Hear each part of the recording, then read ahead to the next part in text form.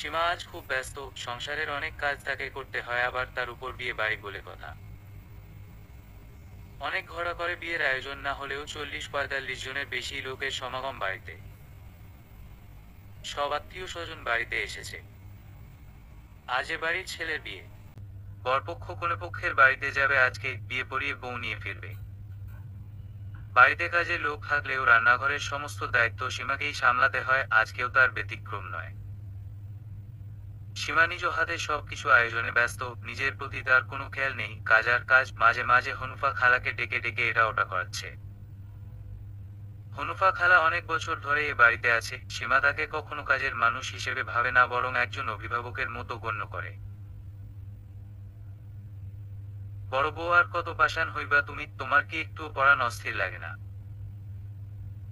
হনুফা খালার এই কথা শুনেও না শোনার ভান করে সীমা, ছল ছল করা চোখ দুটো আড়াল করে রুমে যেতে যেতে বলে, খালা একটু রান্নাটা খেয়াল রেখো, আমি ওয়াশরুম হয়ে আসছি। রুমটা লক করে সীমা নিজেকে আর সামলাতে না পেরে উচ্চস্বরে হাউমাউ করে কাঁদতে থাকে। নিজেকে বড় অসহায় লাগে, বুকের পাঁজরের প্রত্যেকটা হাড় ভাঙার শব্দ শুনতে পাচ্ছে সে। এ এমন এক ব্যথা যা কাউকে বোঝানো যাবে না। হঠাৎ দরজায় করা নাড়ার শব্দে সীমা চমকে ওঠে।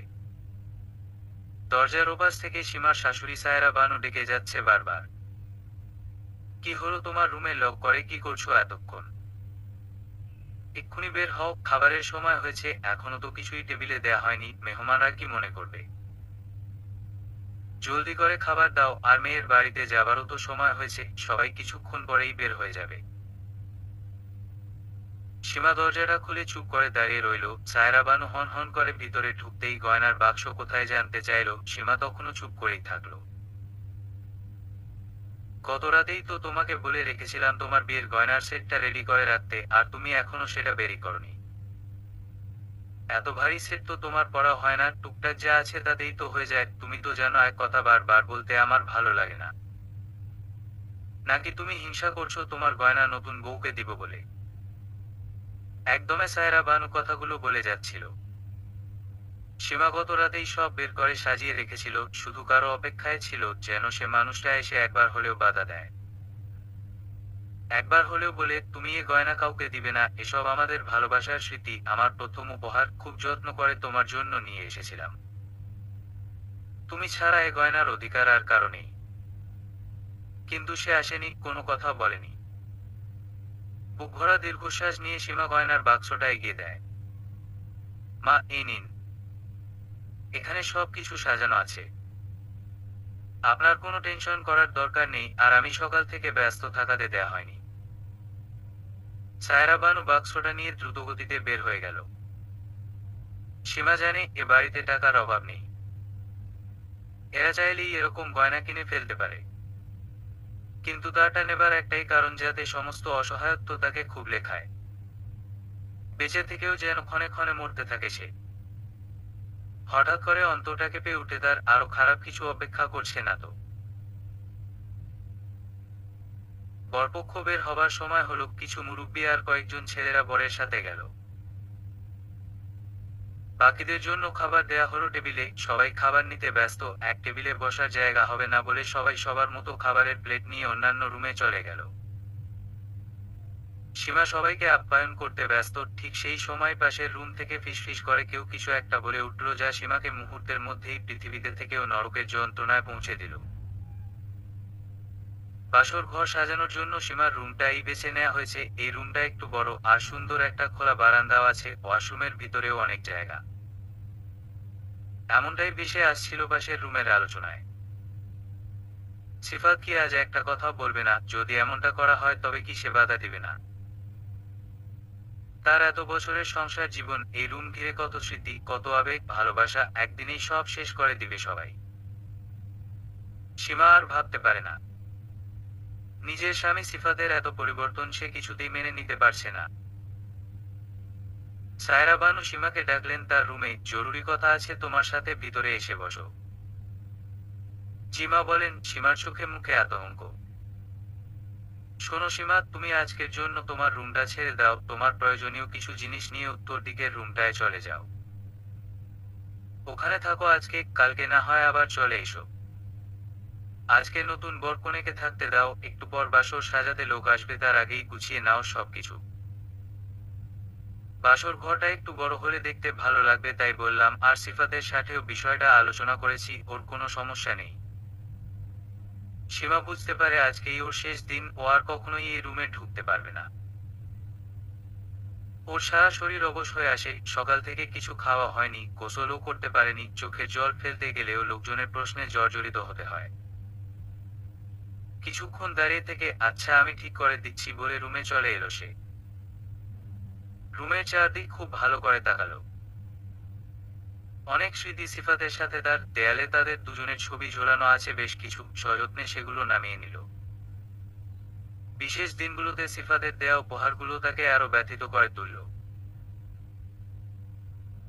একে একে সব মনে পড়তে লাগলো। এমন জীবন তো সে চায়নি, তাহলে কেন এমন হলো? কেন বেঁচে থেকেও মরার মতো বেঁচে আছে সে? কেন অবহেলায় অযত্নে নিজে শেষ হয়ে যাচ্ছে ক্রমাগত? কেন তার প্রিয় মানুষটিও আর আগের মতো নেই? বুক ভেসে যাচ্ছে কান্নার স্রোতে, কিন্তু কেউ দেখা নেই। চোখ মুছতে মুছতে সীমা বের হয়ে এলো রুম থেকে। হনুফা খালাকে ডেকে যা যা আনার সব বের করে আনলো। বড় বউ তোমাকে বললো রুমটা ছাইরা দিতে, আর তুমি রাজি হয়ে গেলা, কাজটা মোটেও ঠিক হয় নাই। তোমার সাথে অন্যায় হইছে, তুমি কি কত একটাবার একটা কথার প্রতিবাদ করলা না? এমনই চললে তো তোমার মরণ ছাড়া গতি নাই। একথা বলেই হুনুফা খালা চোখের জল ছেড়ে দিল। সীমা তখন জানালা দিয়ে আকাশ দেখছে, ঘন কালো মেঘে ঢাকা আকাশ। বাসর সাজানো হচ্ছে, তাজা গোলাপ আর রজনীগন্ধার ঘ্রাণে সারা ঘর ভরে গিয়েছে। সবাই যে যার মতো বসে গল্প করছে। বাহিরে প্রচুর বৃষ্টি আর মেঘের বজ্রপাত শুরু হয়েছে, বরকনের আসতে দেরি হবে এটাই স্বাভাবিক। অনেকক্ষণ চুপ করে থেকে সীমা রুম থেকে বের হয়ে বাসর সাজানো কেমন হচ্ছে তা দেখতে গেল, যেতে যেতে কেমন যেন মনের মধ্যে নাড়া দিল তার। আচ্ছা শুনুন, ফুল কি বেশি আছে? একথা শুনে পিছন ফিরে তাকিয়ে একটা ছেলে উত্তর দিল যে আছে। সীমা ওর রুমটা দেখিয়ে বলল, এই রুমটা সাজানো শেষ হলে বাকি ফুল দিয়ে ওইটাও সাজিয়ে দিবেন, হালকা ভাবে সাজালেই হবে। একথা বলেই হুনুফা খালাকে ডাকলো সীমা। খালা আমি গোসলটা সেরে নিচ্ছি, তুমি কারো কিছু লাগবে কিনা খেয়াল রেখো, আর সবার জন্য চা নাস্তার ব্যবস্থা করো। গোসল সেরে সীমা নিজের বিয়ের সেকেন্ড শাড়িটা বের করে অনেকক্ষণ তাকিয়ে থাকলো, এরপর সেটাকে গায়ে জড়িয়ে নিল। ময়ূরকণ্ঠী নীল চওড়া বারের কাতান শাড়িতে ওকে একদম পরীর মতো লাগছিল। কপালে টিপ, হাত ভর্তি চুড়ি, বাদামি চোখ ভর্তি কাজল আর হালকা মেকআপ করে কিছু গয়না পরে নিল সে। সীমার উজ্জ্বল ত্বক আরো দীপ্তময় আভা ছড়াতে শুরু করলো।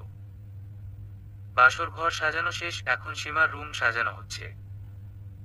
এসব কাণ্ড দেখে সায়রা বানু তার ননদকে, সিফাতের ফুফু, পাঠালেন কথা বলতে সীমার সাথে। সীমাকে দেখার পর সেই ফুফু আর কোনো কথা না বলেই চলে এলেন আর বললেন, থাক ভাবি, তুমি এসব নিয়ে আর কথা বলতে যেও না। মেয়েরা কত সুন্দর করে সেজেছে, একদম পরীর মতো লাগছে, কিছু বললেও কষ্ট পাবে। একথা শুনে সায়রা বানু আর কিছু বললেন না। বৃষ্টি থেমে গিয়েছে, সবাই দরজা খুলে দাঁড়িয়ে আছে নতুন বউয়ের অপেক্ষায়। খুব তাড়াহুড়ো করে বিয়েটা হবার কারণে কেউই আগে মেয়েটাকে দেখতে পারেনি, শুধু সীমার শ্বশুর, সিফাত আর একজন চাচা শ্বশুর দেখেছিল। হঠাৎ খুব কল রব শুরু হলো, বউ এসেছে, বউ এসেছে, সবাই ফুল দিয়ে বরণ করে নিল বরকনেকে।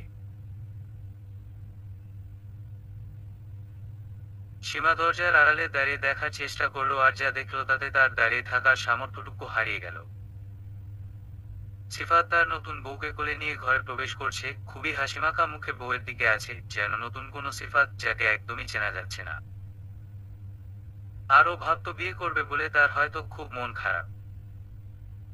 সীমার ভিতরটা কাচের টুকরোর মতো ভাঙতে শুরু করলো, আর সেই টুকরোগুলো যেন কলিজা ভেদ করে এরপর উপর হতে লাগলো। সেই কষ্ট সইবে কেমন করে, কিভাবে মানবে তার প্রিয় মানুষটার হাত অন্য কারো হাতে?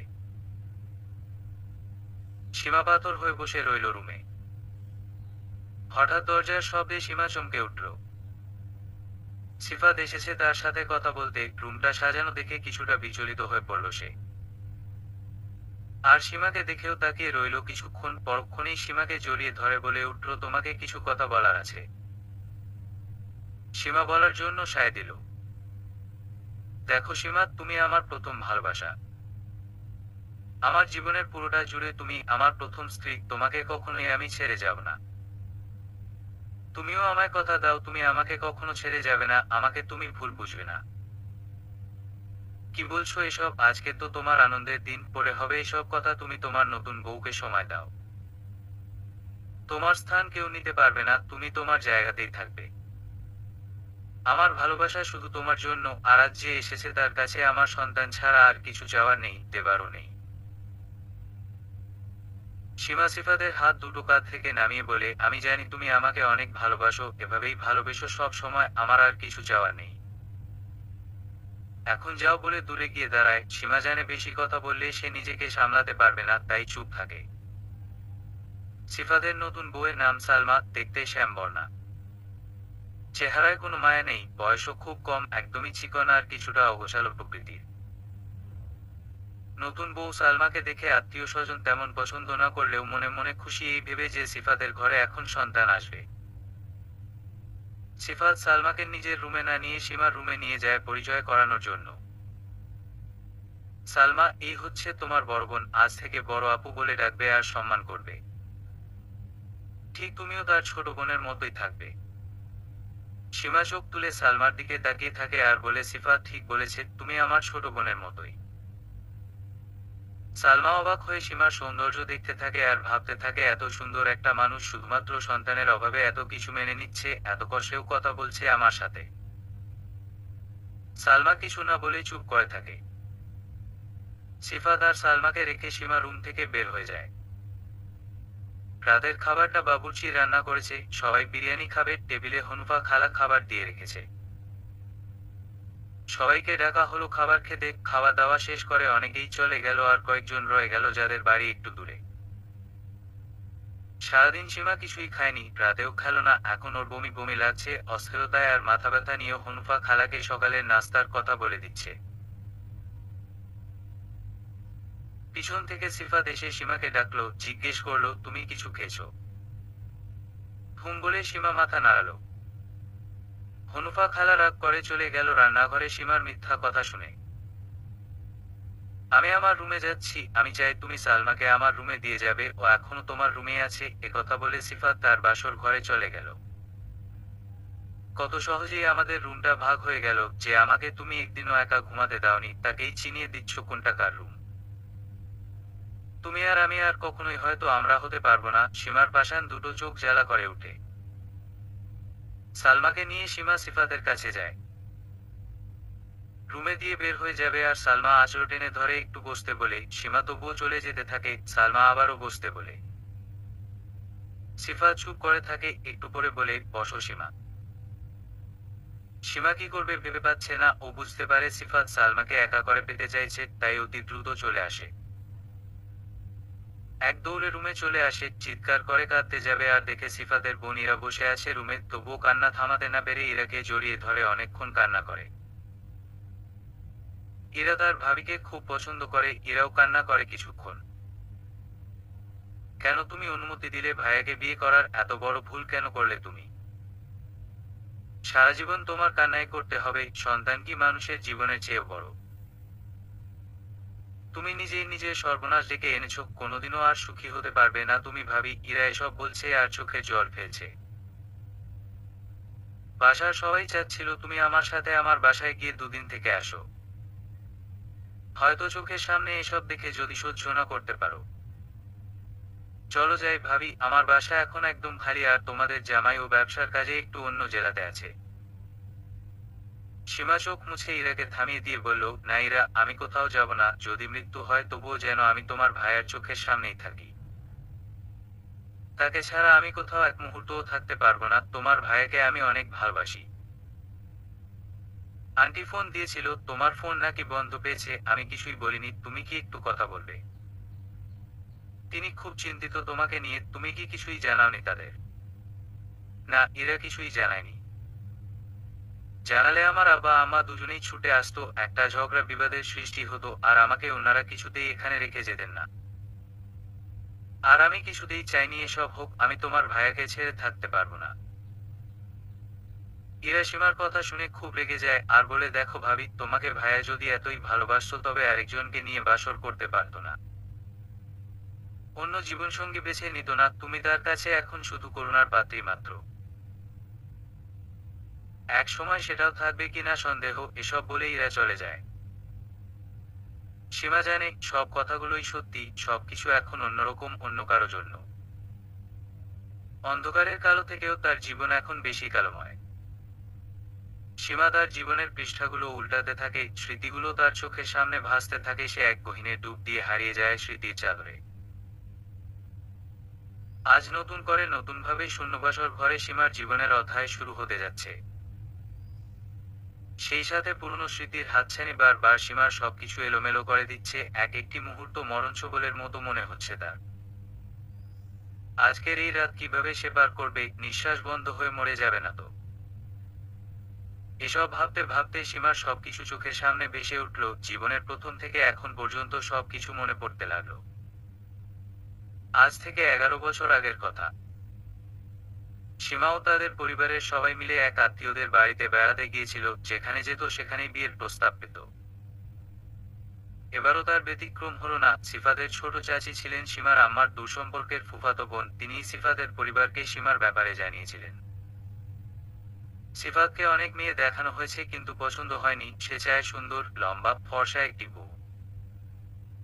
সিফাতের বাবার ভালো অবস্থা, নিজেদের ব্যবসার 6 তলা একটি বাড়ি, আর এলাকাতেও তিনি সম্মানিত একজন। সিফাত দেশে থাকতে চায়নি বলে ইউরোপে পাড়ি জমিয়েছিল, সেখানকার নাগরিকত্ব পাওয়ার পর দেশে এসেছে বিয়ে করবে। সিফাত দেখতে লম্বা, সুদর্শন, পাত্র হিসেবে সবাই পছন্দ করার মতো। সিফাতের বাবা আব্দুর রৌফ এক কথার মানুষ, রাগী স্বভাবের, পরিবারের সবাই তার কথা মেনে চলে। তিনি যেটা বলেন সেটাই হতে হবে, ছেলে মেয়েরা তার অনুমতি ছাড়া কিছু করার সাহস রাখে না। সিফাতের চাচি বাসায় এসে সীমার কথা বললেন আব্দুর রৌফ ও সায়রা বানুকে। সিফাতও তখন সেখানেই ছিল। ভাইজান, আমার এক বোনের একটা মেয়ে আছে, খুবই ভালো আর সুন্দরী, ব্যবহারও খুব ভালো, কিন্তু একটা সমস্যা আছে, সেটা হলো এত তাড়াতাড়ি তারা মেয়ে বিয়ে দিবে না মনে হচ্ছে। মেয়েটা এখনো এইচএসসি পাস করেনি, বয়স কম। আচ্ছা তাই নাকি? মেয়েটাকে কি দেখার ব্যবস্থা করা যায়? বিয়ে দিবে কি দিবে না সেটা না হয় তাদের মুখেই শুনে নিব, আর পরিবারেরও একটু খোঁজ খবর নেওয়া হলো। দরকার হয় বিয়ের পরেও মেয়ে তার পড়ালেখা চালিয়ে যাবে। একথা বলেই সিফাতের বাবা সায়রা বানুর দিকে তাকালেন। সায়রা বানু একই কথা বললেন। সিফাতের চাচি কথাবার্তা শেষ করে চলে যাবার প্রস্তুতি নিচ্ছেন, তখন সিফাত একটু আড়ালে ডেকে নিয়ে চাচিকে খুব আকুতি করে সীমার সাথে দেখা করানোর ব্যবস্থা করতে বলল। সে একাই আগে দেখতে চায়, দূর থেকে হলেও দেখবে। চাচি তাদের রাজি হলো। দুদিন পর সিফাত সীমাকে দেখতে পেল। বিকেল বেলা সীমা ও তার বোন রাস্তায় হাঁটতে বের হয়, সেভাবেই দেখা। কি সুন্দর একটা মেয়ে, মনে হচ্ছে যেন কোনো ডানা কাটা পরি স্বর্গ থেকে নেমে এসেছে ধরণীতে। সিফাত অনেকক্ষণ দাঁড়িয়ে ছিল আর ভাবছিল, এই মেয়েকেই সে বিয়ে করবে, যেভাবেই হোক। সিফাত তার চাচিকে গিয়ে নিজের আবেগের কথা খুলে বলল, আর ওর বাবা মাকে যেন দেখানোর ব্যবস্থা করে খুব শীঘ্রই, তাই বলল। সীমাদের বাড়িতে খবর পাঠানো হলো, তাদের বাড়িতে ছেলেপক্ষ আসবে সীমাকে দেখতে, ফোনে কথা হলো এসব নিয়ে। সীমার আব্বা আম্মা কিছুতেই রাজি না, তারা এখন মেয়ে বিয়ে দিবে না। সিফাতের চাচি খুব আকুতি করে বলল, বুবু কথাটা শোনো, ছেলেপক্ষকে আমি কথা দিয়েছি, এখন যদি মানা করি খুব খারাপ দেখাবে। আর এটা তো আমার ভাসুরের পরিবার, মেহমান হিসেবেই না হয় আসুক তোমার বাড়িতে। ছেলেটা শিক্ষিত, দেখতে শুনতেও দারুণ, আর ব্যবহার খুবই ভালো, ওদের পরিবারের সবাই খুব মিশুক, একটু দেখলে ক্ষতি কি, বিয়ে তো হয়ে যাচ্ছে না। আচ্ছা এত করে যেহেতু বলছিস তাহলে নিয়ে আয় ওদের, কিন্তু সীমাকে এখন বিয়ে দিব না, আগেই বলে রাখলাম। এই কথা বলে ফোনটা রেখে দিল সীমার আম্মা। সিফাতের পরিবারের সবাই এলো সীমাদের বাড়িতে, সবার সাথে সবার কথা হলো। আপ্যায়নে কোনো ত্রুটি ছিল না বিন্দুমাত্র। সীমাকে দেখে তাদের খুব পছন্দ হলো, কিন্তু বিয়ের কথাটা বলার সুযোগ পাচ্ছিল না কেউ। আব্দুর রৌফ সাহেব হঠাৎ করে সীমার বাবার হাত ধরে বলে উঠল, আপনার মেয়েকে আমি আমার মেয়ে বানাতে চাই, শুধু ঘরের পরিবর্তন হবে আর সব একই থাকবে। আপনি আমাকে নিরাশ করবেন না, অনুরোধ রইল। সীমার আব্বা আজাদ সাহেব কি বলবে ভেবে পাচ্ছিলেন না। আল্লাহ যদি তৌফিকে রাখে তবে হবে। একথা বলে হাত ছাড়িয়ে নিলেন। সন্ধ্যাবেলা সবাই চলে গেল মেহমানরা। সীমার আব্বা আম্মারও ছেলেপক্ষকে খুব পছন্দ হয়েছে, কি করবে দুজনে বসে ভাবতে লাগলো। দুদিন পর পর কেউ না কেউ ফোন দিয়ে প্রস্তাবে রাজি হতে বলে ছেলেপক্ষও ফোন করে আসতে চায়। অবশেষে সবার মতামতে সিফাতের সাথে সীমার বিয়ের তারিখ ঠিক হলো। সীমাদের বাসায় বিয়ের আয়োজন হলো। বিয়ের পরেও সীমা ওদের বাসাতেই থাকবে এইচএসসি দেয়া পর্যন্ত, এমনটাই কথা হলো। সীমাকে বউ সাজানো হলো। সিফাতদের বাড়ি থেকে লোকজন আসলো বরপক্ষ হিসেবে। সিফাত বর সেজে বসে আছে, তার চোখে মুখে আনন্দের ছাপ। সে তার পছন্দের মানুষটাকে আপন করে পেতে যাচ্ছে। বিয়ে পড়ানো হলো, আর যা যা রীতি রেওয়াজ আছে সব শেষ হলো। সীমা বসে আছে বাসর ঘরে, সিফাতকে নিয়ে দিয়ে আসলো কয়েকজন। সীমার শরীরে কেমন যেন একটা অনুভূতি কাজ করছে। সে আগে এমনটা কখনো অনুভব করেনি। শক্ত হয়ে বসে আছে, যেন এখনই বুক চিরে হৃদয়টা বের হয়ে যাবে। সিফাত গিয়ে সীমার পাশে বসলো। সীমা মাথা নিচু করে বসে আছে। সিফাত দু হাত দিয়ে মুখখানি উপরে তুলে বলল, আজ থেকে তুমি আমার হৃদয়ের রানী, আমার ভালোবাসা। আমার কাছে তুমি পৃথিবীর সবচেয়ে দামি। আমি তোমার মনে একটু আশ্রয় চাই, তুমি কি দিবে? সীমার মুখে কোনো কথা নেই, চুপ করে শুনছে। জীবনে এই প্রথম কোনো ছেলের সাথে সে একা একটি রুমে, এমন স্পর্শ তাকে বিমোহিত করে তুলছে। সিফাত একটা সোনার নেকলেস বের করে সীমাকে পরিয়ে দিয়ে বলল, আজকে রাত আমরা গল্প করে কাটাবো। সীমা আচ্ছা বলল। সিফাত সীমাকে বুকে টেনে নিয়ে বলল, তুমি আমার বুকে থেকে গল্প শুনবে। সীমা লজ্জায় সিফাতের বুকে মাথা লুকালো। সারা রাত ওরা গল্প করে কাটালো। সীমা কখন যে সিফাতকে গভীরভাবে ভালোবেসে ফেললো তা তার নিজেরই অজানা। এভাবেই চলতে লাগলো বেশ কিছুদিন, সবকিছুতেই ভালো লাগা আর ভালোবাসা। শ্বশুরবাড়ির সবাই খুব খুশি, মাঝে মাঝেই এসে দেখে যায় সীমাকে। সীমাও তাদের যত্নে ভরে রাখে। প্রতিদিন যেন ওদের মধ্যে ভালোবাসা বেড়েই চলছে। সিফাত যখন চলে যায় ওদের বাড়িতে তখন সীমার কান্না আর থামে না। ঠিক তেমনি সিফাতও ওদের বাড়িতে সকালে গিয়ে রাতেই চলে আসে। এইচএসসি পরীক্ষা শেষ হলো, সীমাকে আয়োজন করে শ্বশুর বাড়িতে পাঠানো হলো। কিছুদিন পর সিফাতের ইউরোপ যাওয়ার সময় হলো। কিছু কাগজপত্র ঠিক করে সীমাকে এসে নিয়ে যাবে ওখানে।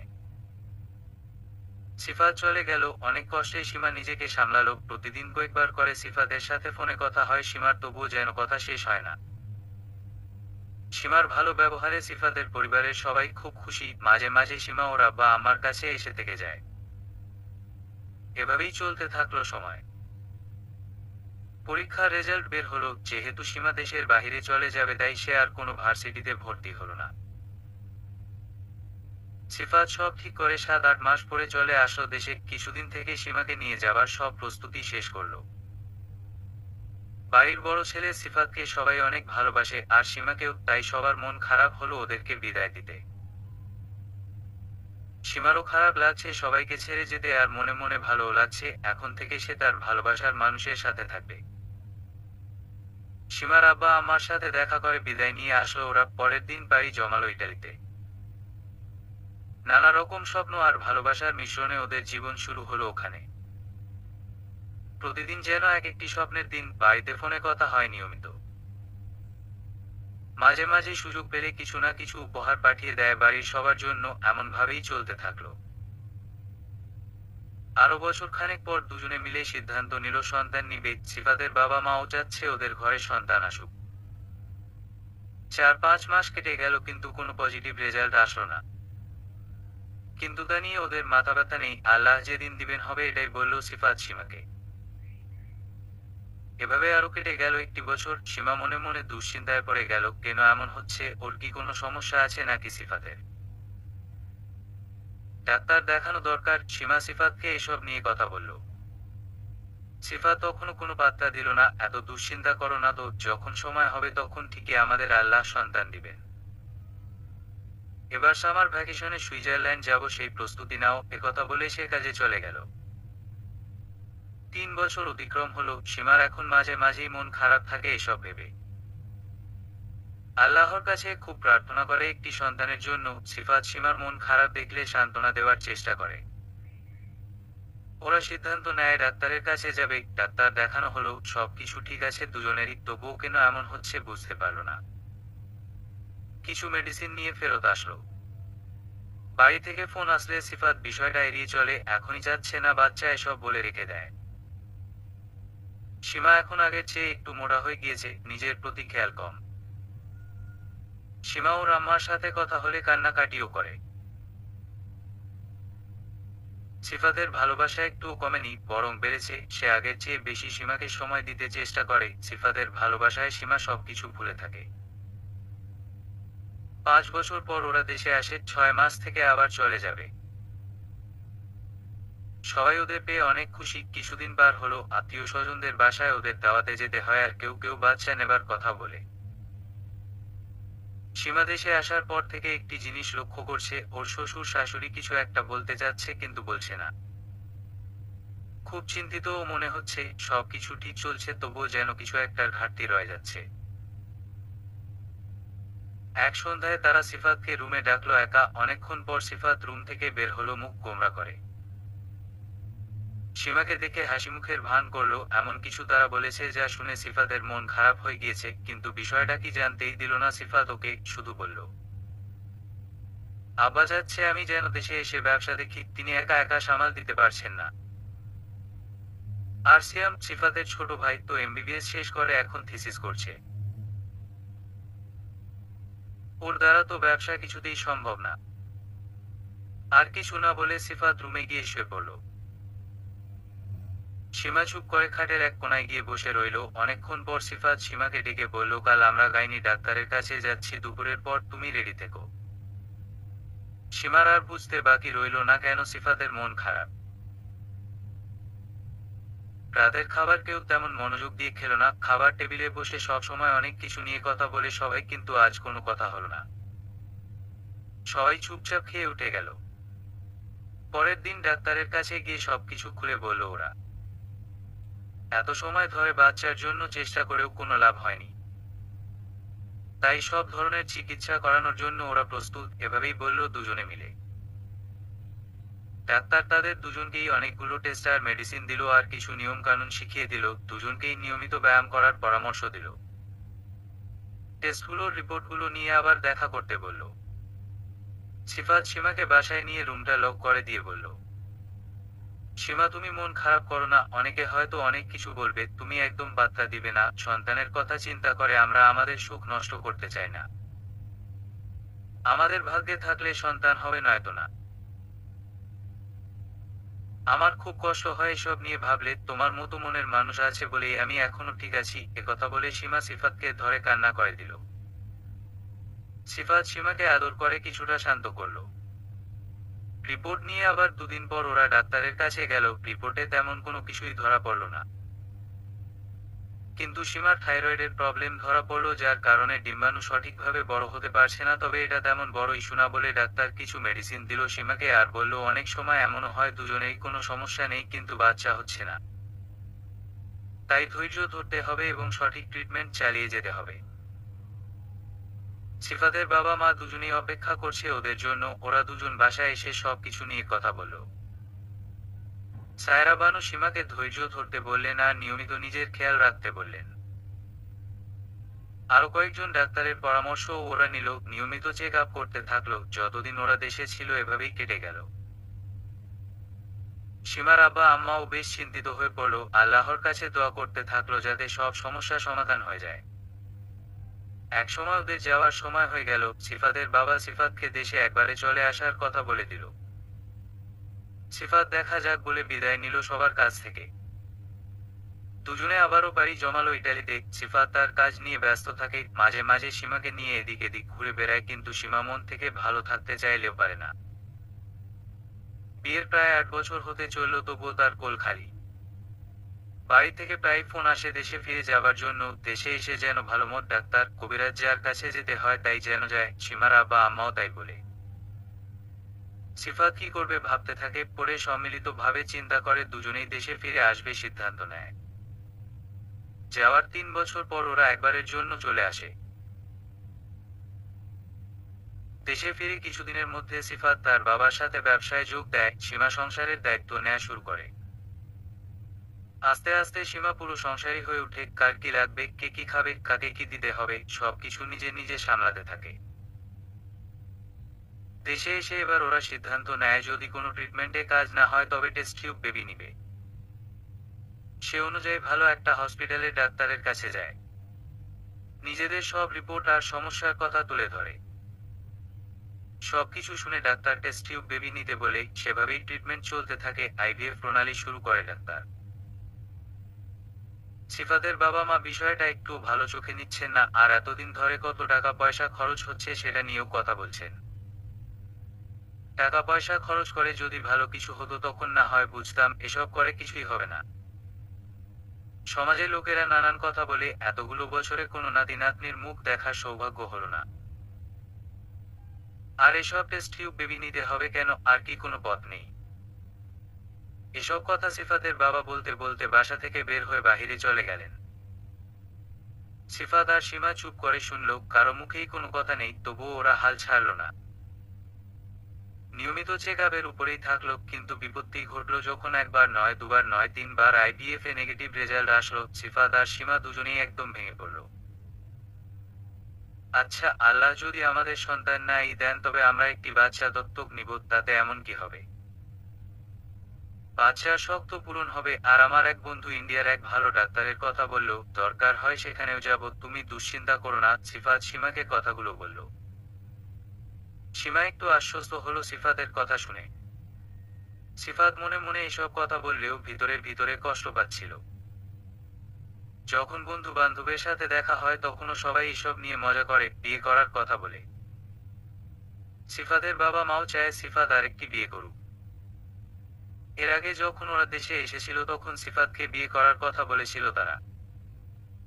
সিফাত খুব রেগে গিয়েছিল সেদিন, আর বলেছিল এটা কখনোই সম্ভব নয়। কিন্তু এখন যখন তারা এসব কিছু বলে সিফাত চুপ হয়ে শুনে। সবকিছু কেমন যেন পাল্টে যাচ্ছে। সীমা তা খুব ভালো করে বুঝতে পারছে, সিফাতের মধ্যে আগের মতো ভালোবাসা খুঁজে পায় না সে। যে ভালোবাসা সিফাতের কাছ থেকে সে পেয়েছে তা এখন অতীতের মতো মনে হচ্ছে। বাড়ির বড় ছেলের ঘরে কোনো সন্তান নেই, এটা কেউ মেনে নিতেই পারছে না। সীমার যেন দুঃখের দিন মাত্র শুরু হতে লাগলো। সিফাত এখন রাতে দেরি করে বাসায় ফিরে, ঠিকমতো কথাও বলে না, অল্প কিছুতেই রেগে যায়। এসব দেখে সীমা চোখের পানি ফেলে আর ভাবে, আমিও তো মা হতে চাই, আমার কি কষ্ট হয় না? কষ্টটা তো আমার সবচেয়ে বেশি, অথচ আমি এখানে অপরাধী। সবকিছু তো আল্লাহর হাতে, তিনি না দিলে আমার কি ক্ষমতা আছে কিছু করার?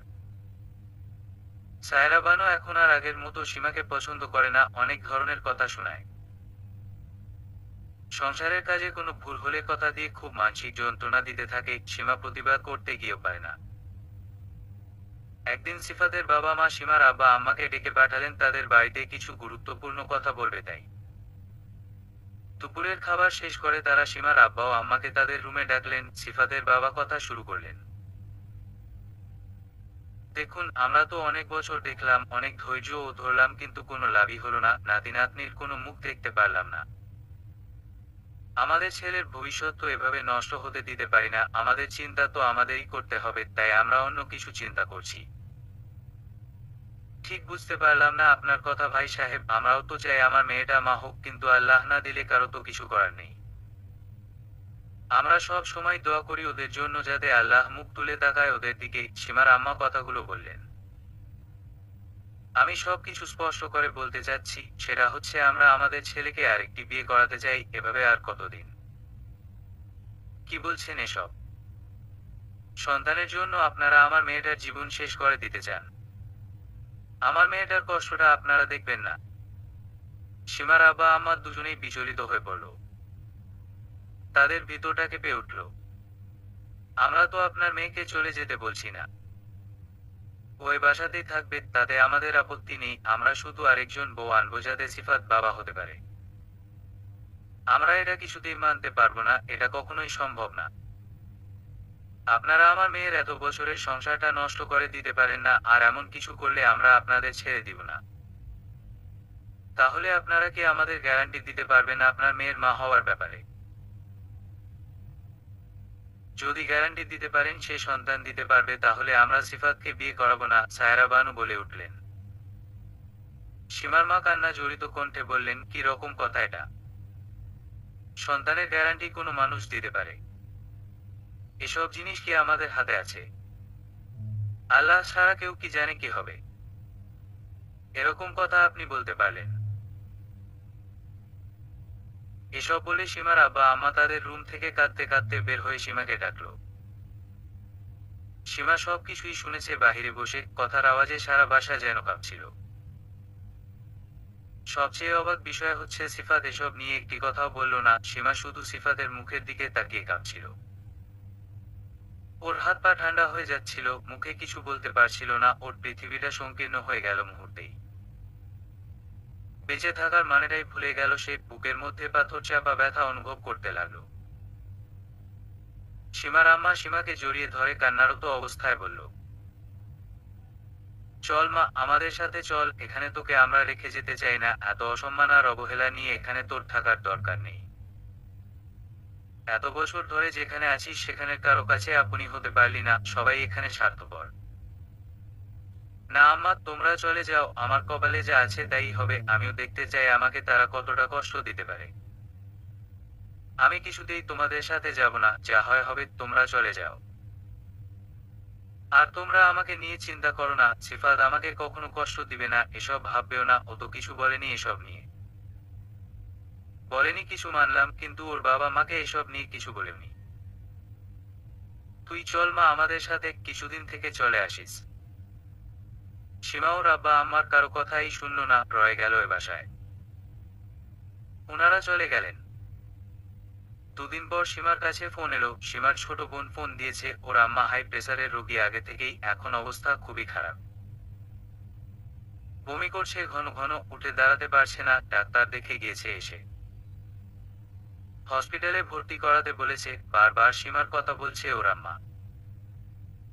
সীমা এসব শুনে ফোনটা রেখে সায়রা বানু ও সিফাতকে জানালো আর ওদের বাসায় যেতে চাইলো। তখনই সীমা রেডি হলো যাবে, কিন্তু সিফাত যেতে চাইলো না।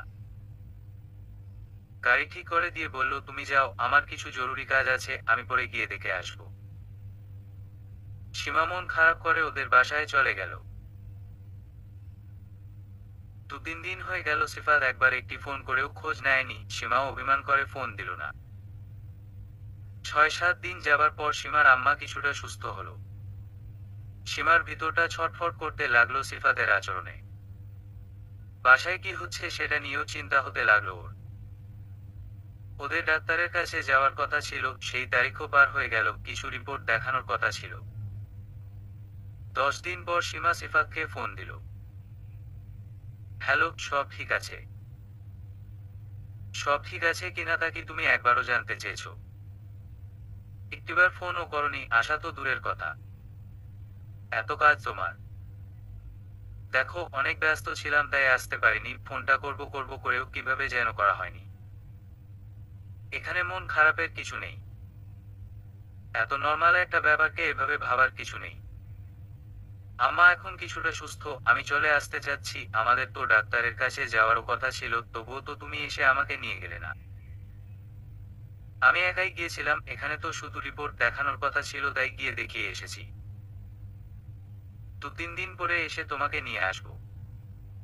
কি বললো ডাক্তার? বাসায় এসে শুনো, এখন থাক। না, তুমি এখনই বলো কি বলেছে। সিফাত চুপ হয়ে রইল কিছুক্ষণ, তারপর বলল, তুমি আর কখনোই মা হতে পারবে না, রিপোর্টগুলো নাকি এমনই এসেছে। সীমা কথাটা শুনে স্তব্ধ হয়ে রইল, কখন যে ফোনটা হাত থেকে পড়ে গেল টেরও পেল না। জীবন সংগ্রামে কখনো কখনো আমরা এমন ভাবে হেরে যাই যা কিনা কোনো কিছুর বিনিময়েও আর ঠিক হয় না। সীমার জীবনটাও তেমন কিছুতে পরিণত হলো, হয়তো এই সমস্যার কোনো সমাধান নেই, আর ঠিক হবার আশাও নেই। সীমা বিমর্ষভাবে সারাদিন রুমে শুয়ে রইল। খুব ইচ্ছে হলো ওর আম্মাকে জানাতে, কিন্তু তার শারীরিক অবস্থার কথা চিন্তা করে চুপ করে রইল। কোনো খাওয়া দাওয়াও করলো না। দিন শেষে রাত হলো, ছোট বোনটা এসে খেতে ডাকলো, কিন্তু সীমা ভালো লাগছে না বলে দরজা বন্ধ করে দিল। বাড়ির সবাই জানতে চাইলো কি হয়েছে, তবুও কোনো কিছুই বলল না। চোখ মুখের অবস্থা দেখে সীমার আম্মা ঠিকই বুঝতে পারলো তার মেয়েটা ভালো নেই। পরের দিন জোর করে ওর আম্মা খাবার খাওয়ালো আর সান্ত্বনামূলক কথা বলল। সীমা তো জানে পৃথিবীর কোনো কথাই তাকে শান্তি দিতে পারবে না। দুদিন পর সিফাত এসে সীমাকে নিয়ে গেল ওদের বাসায়। বাসায় ফিরে সীমার মনে হলো সে যেন খুব অচেনা অজানা অপরিচিত কোনো বাসায় ভুলে চলে এসেছে, হয়তো এখনই কেউ এসে বলবে, কে তুমি? সীমা নিজ রুমে গিয়ে ফ্রেশ হলো, শ্বশুর শাশুড়ির সাথে দেখা করলো, রাতের খাবারের আয়োজন করলো। সিফাত সীমাকে বাসায় দিয়ে তখনই বের হয়ে গিয়েছিল, অনেক রাত করে বাসায় ফিরল। এত রাত হলো আসতে তোমার, বলতেই সীমার দিকে সিফাত রক্তবর্ণ চোখ নিয়ে তাকালো। এমন সিফাতকে সীমা চিনে না, সীমা জানে না এই সিফাতের মনে কি আছে। সেই রাতে সিফাতের সাথে সীমার কোনো কথা হলো না। দুজন দুপাশ ফিরে শুয়ে রইল। সকালবেলা সিফাত বাসা থেকে বের হওয়ার সময় সীমাকে বলল, তুমি তো জানো যা কিছু সমস্যা সব তোমার, আমার কোনো সমস্যা তারা পায়নি। টেস্ট টিউব বেবি নিতে চাইলে অন্য কারো ডিম্বাণু নিতে হবে, যা কিছুতেই সম্ভব না। সেই সন্তান তো তোমার আমার হবে না, আর এটা নাজায়েজ কাজ হবে। বাবা এটা কিছুতেই মেনে নিবে না, তারা চাচ্ছে না আমরা বাচ্চা দত্তক নিই। কারণ সেই সন্তান আমার রক্তের হবে না, অন্যের সন্তানকে কখনো নিজের সন্তান বলা যায় না। দুদিন আগে আর পরে সেই সন্তান ঠিকই আমাদের ছেড়ে চলে যাবে। সীমায়ের জবাব কি দিবে বুঝে উঠতে পারল না, শুধু বলল, তুমি কি চাও? আমি কি চাইবো? বাবা মার সাথে এসব নিয়ে কথা হয়েছে, তারা যা বলেছে তাই তোমাকে বললাম। আমার কিছু চাওয়ার নেই, আর পাওয়ারও নেই। এসব বলে সিফাত বাসা থেকে ওদের অফিসে চলে গেল। সারাদিন সীমা সংসারের কাজ করে, সবার মন মতো চলার চেষ্টা করে, ইচ্ছে করেই কাজে ডুবে থাকে যাতে অন্য কথাগুলো ভেবে ভেবে কষ্ট না পায়। দিন শেষে রাত আসে, কিন্তু সিফাত একবারও সীমাকে ফোন দেয় না, প্রতিদিন দেরি করে বাড়ি ফেরা এখন সিফাতের অভ্যাস হয়ে গিয়েছে। যে কোনো কথায় সীমার উপর রেগে যাওয়া যেন নিত্যনৈমিত্তিক ব্যাপার। এভাবেই কিছুদিন পার হলো। একদিন সীমা সিফাতকে রাতের বেলা রুমের মধ্যে বসিয়ে জিজ্ঞেস করলো, কি হয়েছে তোমার? তুমি কেমন যেন হয়ে গিয়েছো, ঠিক মতো কথা বলো না। বাসায় দেরি করে আসো, কয়েকবার ফোন করেও তোমাকে পাওয়া যায় না। আমার কোনো ভুল বা অন্যায় হলে বলো, আমি নিজেকে শুধরে নিব, কিন্তু তুমি এমন করলে আমার খুব কষ্ট হয়। আমার প্রতিটি মুহূর্ত বিশাল পাহাড়ের মতো আমাকে ঘিরে রাখে, নিঃশ্বাস নিতে পারি না। দয়া করে বলবে কি হয়েছে তোমার? কি চাও তুমি? আমি কি চাই তা তুমি সত্যিই জানতে চাও? তুমি বুঝো আমি কি চাই? আমার চাওয়া নিয়ে তোমার কোনো চিন্তা আছে? যদি আমাকে নিয়ে ভাবতে তাহলে সবই বুঝতে। সিফাত একটু উচ্চস্বরে কথাগুলো বলে উঠল। আমি তো তোমাকে নিয়েই ভাবি, আমার জীবন তোমাকে কেন্দ্র করে ঘুরে, তোমার ভালোবাসা দিয়েই তো আমার জীবনের সুখ।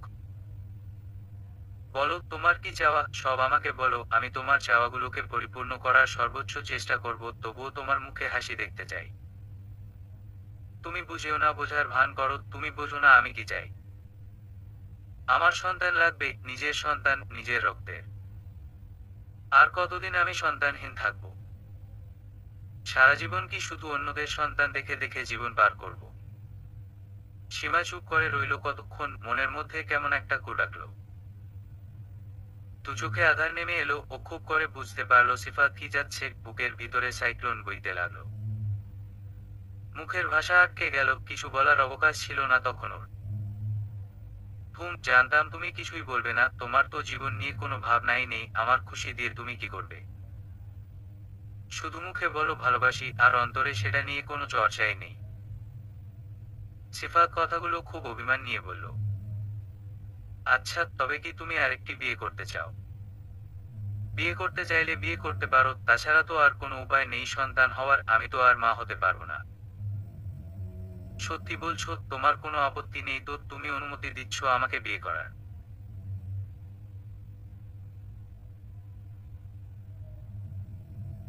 বিশ্বাস করো, আমি তোমাকেই ভালোবাসি, তোমাকেই ভালোবাসবো সব সময়, তুমি আমার কাছে যেমন ছিলে এতদিন তেমনই থাকবে।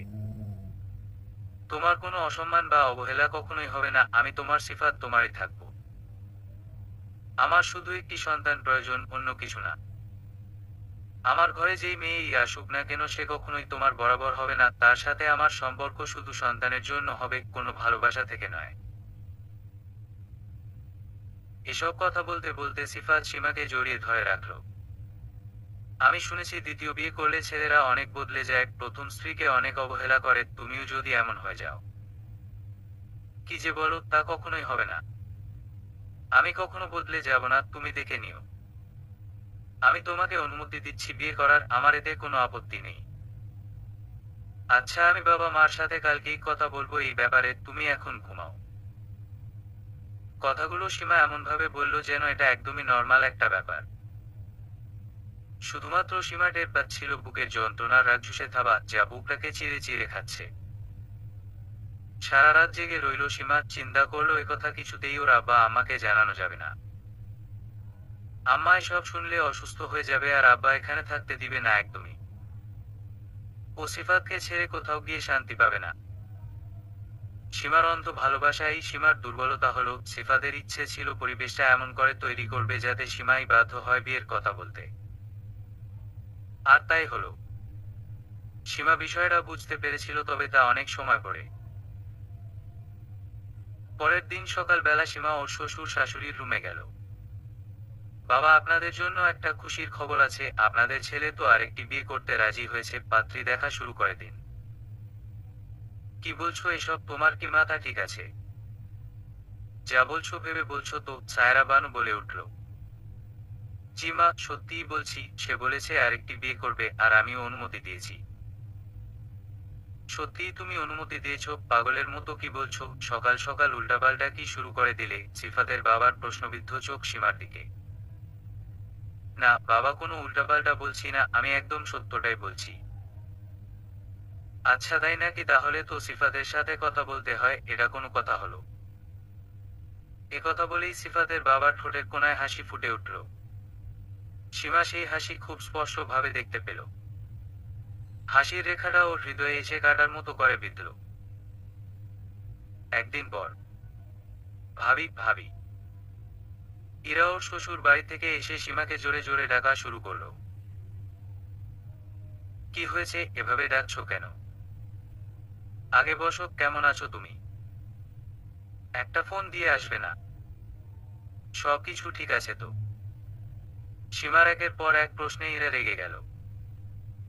চুপ করো তো ভাবি, আমি ঠিক আছি, এখন তুমি বলো তুমি ঠিক আছো? তোমার মাথায় কি কোনো প্রবলেম আছে? তুমি কি বলেছো মাকে ভাইয়াকে আরেকটি বিয়ে করাবে? এসব কোন ধরনের নোংরামি, নিজেকে মানুষের কাছে হাস্যকর বানাতে লজ্জা লাগছে না তোমার? তোমার কি মনে হয় তুমি ভাইয়াকে বিয়ে করালে তোমার সুখের দিন আসবে? তোমার কপাল পুড়বে, তুমি নিঃশেষ হয়ে যাবে। এখনই বলে দাও, তুমি এসব এমনই বলেছো, তুমি চাও না সে বিয়ে করুক? নাইরা, এটা আর বলা সম্ভব না, তোমার মতো করে তো তোমার ভাইয়া চিন্তা করে না আমাকে নিয়ে, তার সন্তান লাগবে। সে বাবা হতে চায়, বিয়ের 11 বছর হতে চললো এখনো মা হতে পারলাম না। আমার প্রবলেমের কারণে সে কেন পিতার সুখ থেকে বঞ্চিত হবে বলো? সে নিজেই বিয়ে করতে যাচ্ছে, আমাদের সম্পর্কও সে আগের মতো নেই, অনেক কিছুই বদলে গিয়েছে। ভাবি তাই বলে এমন একটা সিদ্ধান্ত নিবে? ভালোবাসা কি এমনি ঠুনকো বিষয়? সন্তানের জন্য তা নষ্ট হয়ে যাবে। সিফাত একদিন না একদিন তো বিয়ে করতোই, এখন হয়তো আমি নিজেই বলেছি আর পরে হয়তো একা একাই করে নিত, তখন তো আমার কষ্টটা বেশি হতো।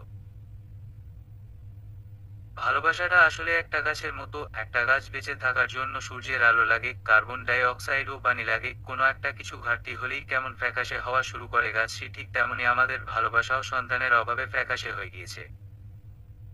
তা আর ঠিক হবে না। কারণ সন্তানের অভাব আমি কখনোই পূরণ করতে পারবো না। কাজটা ঠিক করছো না ভাবি, তোমার জীবনের খারাপ সময় তুমি নিজেই ডেকে আনতে যাচ্ছ। এখনো সময় আছে, ভাইয়াকে বুঝাও। একথা বলেই ইরা ওর মায়ের রুমে চলে গেল। কিছুক্ষণ পর বের হয়ে এলো রাগান্বিত হয়ে, তোমাদের সবার মাথা খারাপ হয়ে গিয়েছে। তোমরা সব পাগল হয়ে গিয়েছো, যা ইচ্ছে করো, একটা কেন 10টা বিয়ে করাও তোমাদের ছেলেকে। এসব বলতে বলতে ইরা বাসা থেকে বের হয়ে গেল। শত ডেকে ওকে ফেরানো গেল না। সীমা জানে ইরার কথায় কোনো ভুল নেই, সিফাত কি সত্যি ওকে ভুলে যাবে, নাকি সেদিন রাতে যা যা বলেছে সবকিছুই সত্য বলেছে। সীমা আর ভাবতে পারছে না, দু চোখ ঝাপসা হয়ে আসছে ওর। সিফাত, আমি একবার একটু ডাক্তারের কাছে যেতে চাচ্ছিলাম, আরেকবার একটু কথা বলতে চাই। আর তুমিও না বলেছিলে আমরা ইন্ডিয়াতে যাব ট্রিটমেন্টের জন্য, কবে যাবে কিছু ভেবেছো? সীমার কথা শুনে সিফাত সাফ বলে দিল, এখন এসব আপাতত বাদ দাও, পরে দেখা যাবে। আর ডাক্তারের কাছে গিয়ে কি হবে, তিনি তো যা বলার বলেই দিয়েছে। আর ইন্ডিয়া যাওয়ারও তেমন কোনো প্রয়োজন দেখছি না আমি। সীমা সিফাতের কথা শুনে অবাক হয়ে গেল, যে মানুষটা দিনের পর দিন কোথায় কোন ডাক্তার ভালো আছে খুঁজে খুঁজে বের করে আমাকে নিয়ে যেত, আমি যেতে না চাইলেও জোর করে বুঝিয়ে শুনিয়ে বাধ্য করতো যেতে, আর সে কিনা আজকে এ কথা বলছে। সীমা আর কিছুই বলল না। 2-3 দিন পর সীমার কানে এলো সিফাতের জন্য পাত্রী খোঁজ করা হচ্ছে, আরো আগে থেকেই হচ্ছিল, কিন্তু সীমা কিছুই জানে না। বিষয়টা কেমন অস্বাভাবিক লাগলো সীমার কাছে। তাহলে কি তারা আমি অনুমতি দেওয়ার আগে থেকেই পাত্রীর দেখা শুরু করেছে, আর যা যা আমার সামনে সবাই বলেছে সবই লোক দেখানো? সিফাতের বাবা বিভিন্ন জায়গায় খোঁজ লাগালেন পাত্রীর জন্য। বিধবা, ডিভোর্সি অথবা সন্তান আছে এমন পাত্রী দেখতে লাগলেন, কিন্তু সিফাত এমন মেয়ে বিয়ে করবে না।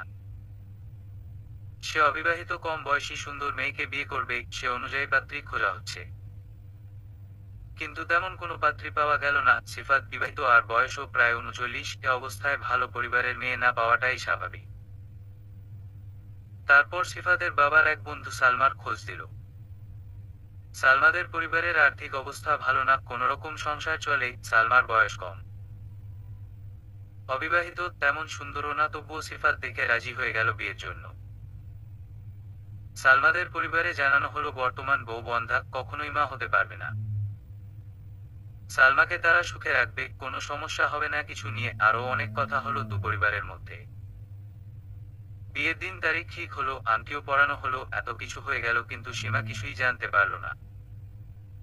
সীমা বসে আছে রুমে, সিফাত বাহির থেকে এসে একটি স্ট্যাম্প পেপার সীমার হাতে ধরিয়ে দিয়ে বলল, পেপারটা তুমি পড়ো, তোমার একটা সাইন লাগবে। আমি ফ্রেশ হয়ে আসছি বলে সিফাত ওয়াশরুমে চলে গেল। সীমার চোখ পেপারটার উপরে, চোখে টপ টপ পানিতে পেপারটা ভিজে যাচ্ছে। পেপারটা হাতে নিয়ে বসে থাকতে পারছে না, সারা শরীর কাঁপছে। সিফাত দ্বিতীয় বিয়ে করতে যাচ্ছে, তাতে সীমার কোনো আপত্তি নেই, তার কখনো বাচ্চা হবে না, তাই সে তার স্বামী সিফাতকে দ্বিতীয় বিয়ে করার অনুমতি দিচ্ছে। এমন কিছুই লেখা আছে পেপারে, বিয়ের সময় যাতে কোনো ঝামেলা না হয়, বা সীমা ও তার পরিবার যেন কোনো রকম ঝামেলা না করতে পারে, তাই এই ব্যবস্থা। পেপারটা পড়া শেষ হলে একটা সাইন করে দাও নিচের দিকে। ওয়াশরুম থেকে বের হয়ে একথা বলে সীমার দিকে তাকিয়ে দেখলো ও কান্না করছে। আচ্ছা থাক, তাহলে পরে করে দিও। না, এক্ষুনি করে দিচ্ছি বলে সীমা পেপারে সাইন করে দিতে যেয়ে দেখলো ও চোখে কিছুই দেখছে না, সবকিছু অন্ধকার লাগছে। হাত কাঁপছে, ওর মনে হচ্ছিল ও যেন ডিভোর্স পেপারে সাইন করছে। খুব কষ্টে নিজের নামটা লিখে দিল সে। বিয়ের 2 দিন আগে সিফাত সীমাকে তার বিয়ের কথা জানালো, সীমা বিশ্বাসই করতে পারছিল না এই কথা। সেই থেকে একদম চুপ হয়ে গেল সে। যে যা বলে শুধু চুপ করে শুনে যায়, আর সেভাবেই করে যায়। আজ সেই বিয়ের দিন, আজ সীমার জীবন শূন্য বাসর নিয়ে পুনরায় আরম্ভ। সীমার ভাবনা আর শেষ হয় না। রাত ভোর হয়ে যায়, বমি হয় কয়েকবার। দু চোখ ফুলে লাল হয়ে গিয়েছে, পুরো মুখে যেন জ্বলন্ত সূর্যের লালাপা। সীমা ভেবেছিল সিফাত হয়তো নতুন বউয়ের কাছে যেতে চাইবে না, ওর কাছেই থাকতে চাইবে, কিন্তু সবকিছুই মিথ্যে আসার ছলনা। সীমার খুব ইচ্ছে হলো সিফাত এখন কি করছে জানতে। ও রুম থেকে বের হয়ে সিফাতের রুমের দিকে গিয়ে দেখলো এখনো আলো জ্বলছে রুমে, দরজার নিচ দিয়ে তা স্পষ্ট বোঝা যাচ্ছে। কিছু কথার আওয়াজও ভেসে আসছে অস্পষ্টভাবে। সীমা আর থাকতে পারল না সেখানে। নিজের রুমের সামনে এসে বসে রইল অনেকক্ষণ। ফজরের আজান শোনা যাচ্ছে। সীমা উজু করে সালাত আদায় করে মোনাজাতে আল্লাহর দরবারে অনেক কান্নাকাটি করল। এরপর কখন যে ঘুম চলে এলো সেটা টের পেল দরজায় নকের শব্দে।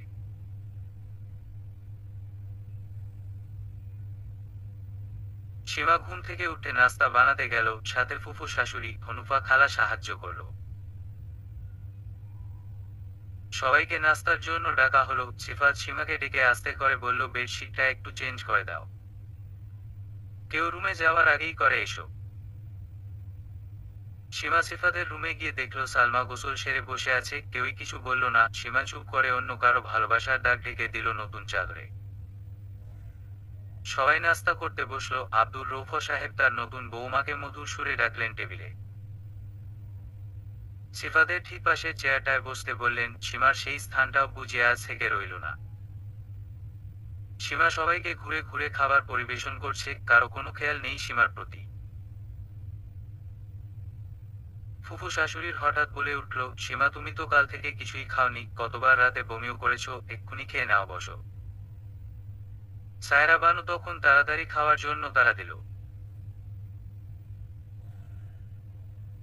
সীমার শাশুড়ি এখন আরো কঠোর। সীমার অবহেলা দিন দিন বাড়তে লাগলো। সংসারের বোঝা দিন দিন ভারী হতে লাগলো সীমার উপর।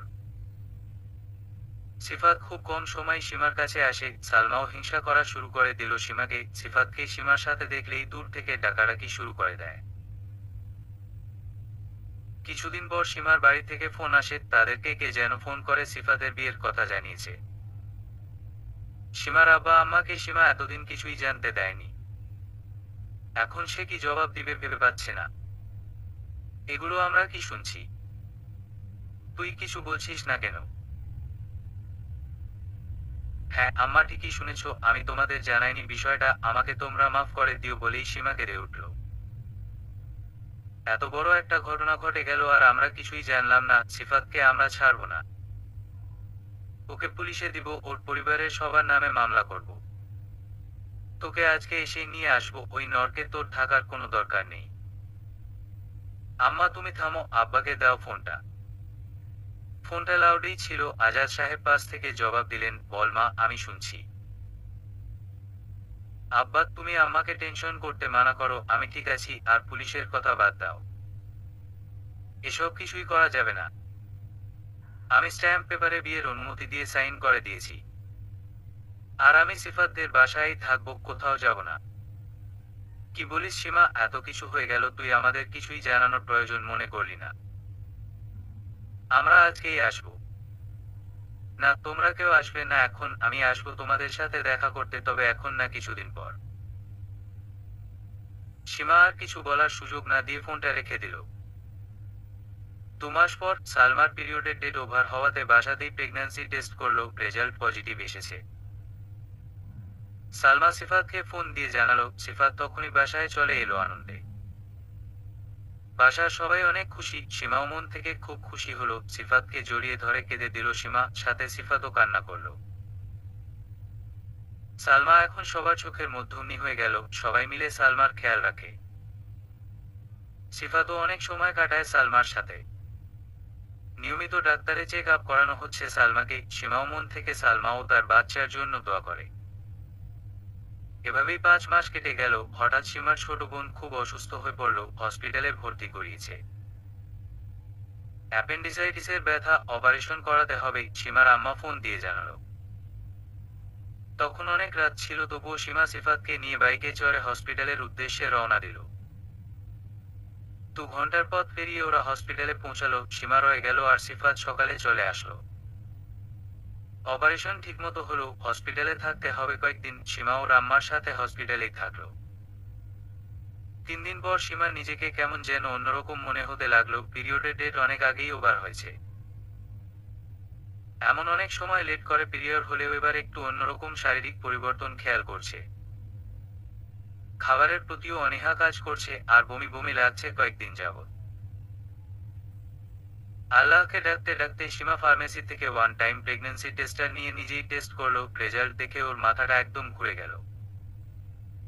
জোরে একটা চিৎকার করে উঠল আম্মা বলে। ওয়াশরুম থেকে কাঁপতে কাঁপতে বের হয়ে ওর আম্মার হাতে কিটটা দিল। খুব পরিষ্কার ভাবে 2টা লাল দাগ দেখে ওর আম্মা বোন সবাই কথা বলার ভাষা হারিয়ে ফেলল। অনেকক্ষণ কারো মুখে কোনো কথা নাই। হঠাৎ নীরবতা ভেঙে সবাই মিলে কান্না শুরু করে দিল। কতক্ষণ কাঁদলো তা ওদের নিজেদেরই অজানা। সীমা তখনই দৌড়ে হসপিটালের নিচে চলে গেল। কনফার্ম হওয়ার জন্য ব্লাড আর ইউরিন দুটো টেস্টই করাতে দিয়ে আসলো। বিকেল পর্যন্ত অপেক্ষা করতে থাকলো, এই অপেক্ষা যেন আর শেষ হয় না। অবশেষে রিপোর্ট হাতে পেল, সীমা সত্যিই মা হতে যাচ্ছে। সীমা মা ডাক শুনবে, কেউ তাকে আর বন্ধা বলে গালি দিতে পারবে না। সীমার আজ কান্নার দিন, অনেক অনেক কান্নার দিন। এ কান্না মানুষ চাইলেই কাঁদতে পারে না। সীমার আনন্দে সবকিছু মুখরিত হয়ে উঠল। সিফাতকে ফোন দেওয়ার জন্য পাগল হয়ে গেল, আল্লাহর কাছে শুকরিয়া জ্ঞাপন করলো হাজারবার। সীমার আম্মা বাসায় গিয়ে সামনাসামনি সুখবরটা দিতে বলল, কিন্তু সীমার কিছুতেই না জানিয়ে থাকতে পারল না। সিফাতকে ফোন দিয়ে, হ্যালো সীমা, বলো কি খবর? শান্তা, সীমার ছোট বোন, ভালো আছে? হ্যাঁ ভালো, তোমাকে আজকে আমি একটা খবর শোনাবো যা শুনে তুমি থমকে যাবে। খুশিতে কথা আটকে যাচ্ছে সীমার। কি হয়েছে? তুমি বাবা হতে যাচ্ছ আর আমি মা। আমি প্রেগন্যান্ট, আল্লাহ আমাদের ঘরের সন্তান দিয়েছে, আমি মা হব। কি বলছো? আমার সাথে মজা করছো? না সত্যি বলছি তোমাকে, আল্লাহ সাক্ষী আমি একটুও মজা করছি না। আল্লাহর কাছে অনেক শুকরিয়া, আমার জীবনে এটা অনেক খুশির খবর। আমি এখনই বাবা মাকে জানাচ্ছি, আর আমি সকালেই আসছি তোমার এখানে। সিফাত তার বাবা মাকে সুখবরটা দিল। তারা শুনে খুশির ভান করলেও মনে মনে খুশি হলো না। খুব চিন্তায় পড়ে গেল, এখন এই পরিবারে একটা ঝামেলার সৃষ্টি হবে, আর সেটা নিয়ে তাদের মাথা ব্যথা। সালমাকেও সুখবরটা দেয়া হলো, কিন্তু সেটা শুনে খুবই উল্টাপাল্টা কথা বলা শুরু করে দিল। কান্নাকাটি করে শাশুড়ির সাথে অনেক কিছু বলল। আমার এখন কি হবে? আপনাদের ছেলে আমাকে এখন আর তেমন ভাবে দেখবে না। আমাকে তো সন্তানের আশায় বিয়ে করেছিল, এখন তো বড়জনের ঘরেই সন্তান আসবে, আমাকে তো 2 দিন পর ঘর থেকে বের করে দিবে। আহার চুপ কর তো, এসব কি মানুষের হাতে? কিছুই হবে না, তোমার শরীর খারাপ, রুমে গিয়ে রেস্ট নাও। সায়রা বানুর কথা শুনে সালমা রুমে গেল ঠিকই, কিন্তু জোরে জোরে কান্না করে ওর মায়ের সাথে অনেক কিছু বলল। সালমার মা আব্দুর রৌফ সাহেবকে ফোন দিলেন সাথে সাথে। আপনারা কি কথা দিয়েছিলেন, আপনাদের মনে আছে? এখন এমন হলো কেন? বলেছিলেন আপনাদের বউ বন্ধা, কখনো বাচ্চা হবে না, এখন কিভাবে বাচ্চা হবে? আমার মেয়েটার জীবন নষ্ট করে দিলেন। আমার মেয়ের এখন কি হবে? আমার মেয়ের তো এখন কোনো দামই থাকবে না আপনাদের কাছে। আমার মেয়ের যদি কিছু হয় তাহলে ভালো হবে না। আচ্ছা একটু থামেন তো, আপনাদের এত চিন্তা করতে হবে না, সালমার কোনো অযত্ন হবে না, আমরা তো আছি। এই বলে সিফাতের বাবা ফোন রেখে দিলেন। সকালবেলা সিফাত হসপিটালে চলে গেল। সীমা আবেগে আপ্লুত হয়ে সিফাতকে জড়িয়ে ধরে চোখে জলে বুক ভাসালো। সেখানেই সীমাকে ডাক্তার দেখানো হলো, আল্ট্রাসোনোগ্রাফি করা হলো। 11 সপ্তাহ চলছে সীমার গর্ভকাল সময়। ডাক্তার সীমাকে ফুল বেড রেস্টে থাকতে বলল, যেহেতু অনেক বছর পরে সে মা হতে যাচ্ছে আর স্বাস্থ্যটাও একটু বেশি, তাই খুব সাবধানে থাকতে বলল, সাথে কিছু মেডিসিনও দিয়ে দিল। বিকেল বেলা সিফাত সীমাকে নিয়ে বাসায় চলে এলো, আর সীমার আম্মা ও বোন রিলিজ নিয়ে তাদের বাসায় চলে গেল। সীমা বাসায় এসে শ্বশুর শাশুড়ির সাথে দেখা করলো, নিজের খুশির কথা তাদের বলল। তারপর সালমার কাছে গেল বলতে, কিন্তু সালমা কোনো কিছুই বলল না, চুপ করে রইল। সিফাতের সাথে সালমার অনেক ঝগড়া হলো, নিজে একটু অসুন্দরী বলে সীমাকে নিয়ে এমনিতেই অনেক কথা শোনায়, আর এখন তো সন্তান হবে শুনে অনেক বেশি কথা শোনালো। কেন হসপিটালে গেল আর সন্তান হবে শুনে এত খুশি হওয়ার কি আছে? এখন তো বড় বউ ছাড়া কিছুই বুঝবে না সে। এমন করো না তো, অনেক বছর পর সীমা মা হতে যাচ্ছে আর সন্তানটা তো আমারই, এখানে খুশি না হবার কে আছে? সিফাত সালমাকে আরো কিছু কথা শুনিয়ে ব্যবসার কাজে চলে গেল।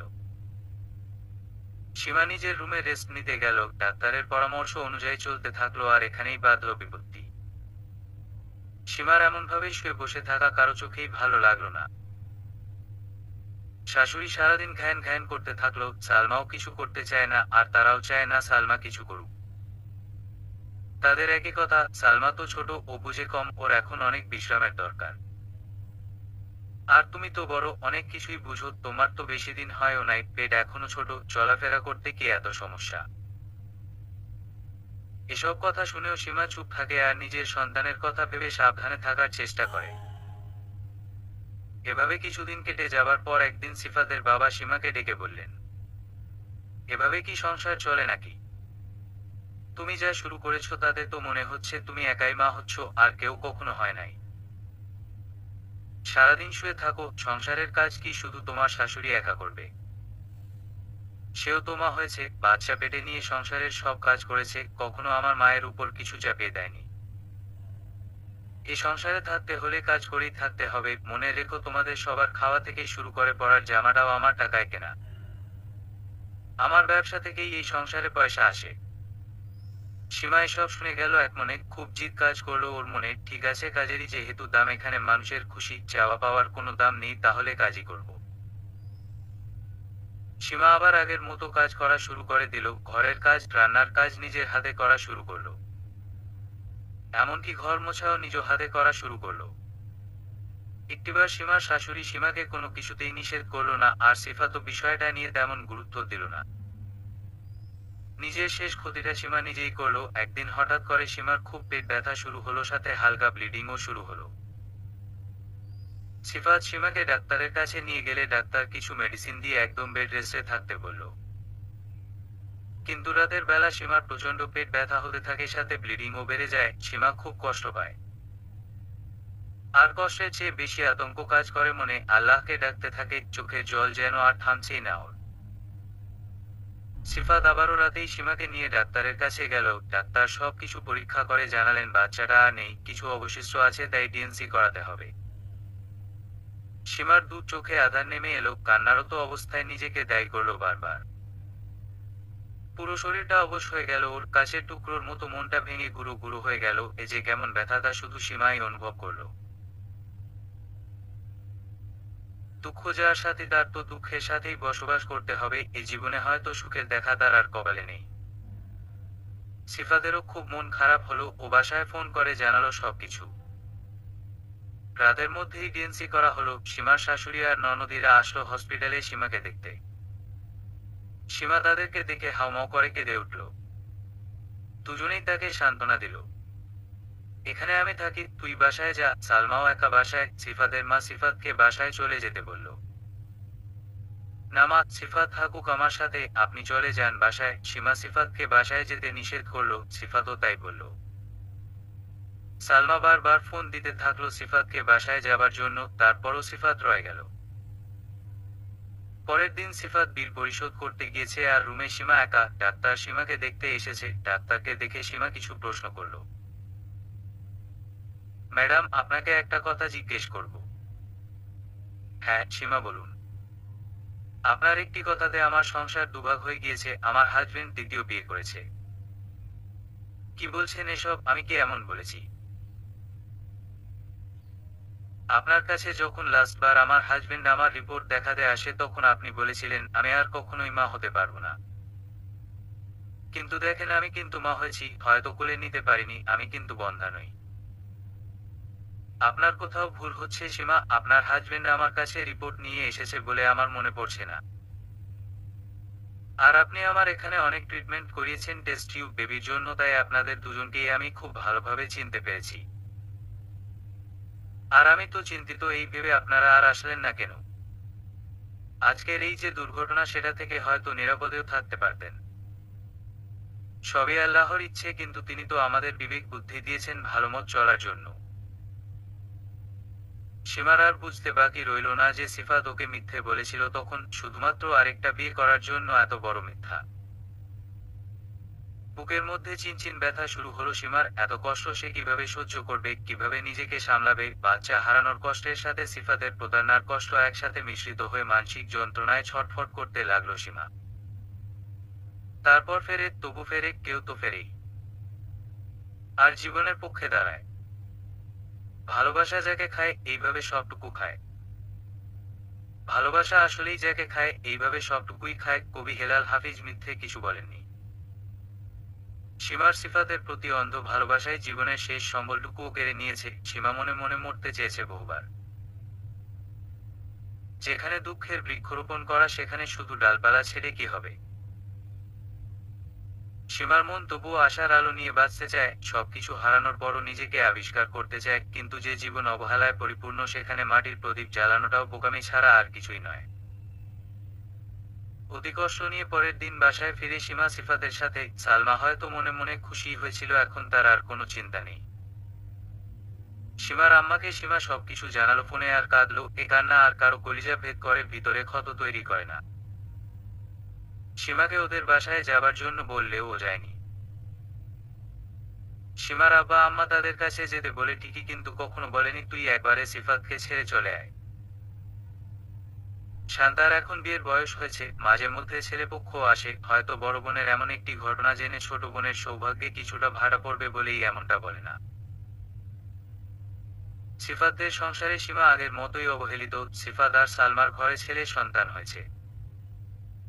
সীমার কাছে সালমা ওর ছেলেকে আসতে দেয় না, এখন সালমার দাপটে সংসার চলে।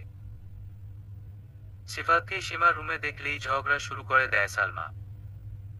সালমার সাথে ভালো থাকতে গিয়ে সিফাতও সীমার সাথে ঠিকমতো কথা বলে না। আস্তে আস্তে সিফাতের সাথে সীমার দূরত্ব আরো বেড়েই চলে। সীমার শ্বশুরের ক্যান্সার ধরা পড়ল, চিকিৎসার জন্য তাকে সিঙ্গাপুর নিয়ে যাওয়া হচ্ছে। তিনি সীমাকে ডেকে বললেন, আমি তোমার জন্য দোয়া করে যাচ্ছি, তুমি যেখানেই থাকো না কেন আল্লাহ তোমাকে ঠিকই সুখে রাখবেন।